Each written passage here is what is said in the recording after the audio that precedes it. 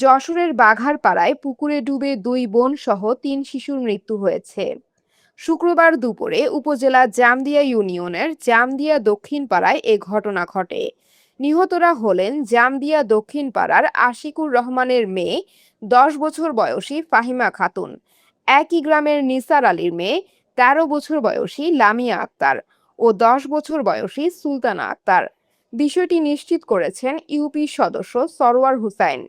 স্থানীয়রা জানান, শুক্রবার জুমার নামাজের আগে বাড়ির পাশে পুকুরে গোসল করতে নামে ফাহিমা, লামিয়া ও সুলতানা।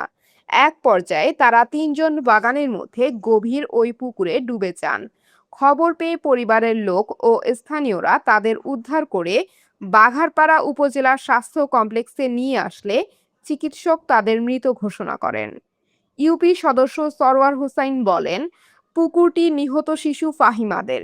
সেটি এক রকমের পরিত্যক্ত ছিল। সেখানে লোকজন তেমন একটা গোসল করতে যায় না। বাঘারপাড়া থানার ভারপ্রাপ্ত কর্মকর্তা ওসি শাহজালাল আলম ঘটনার সত্যতা নিশ্চিত করেছেন।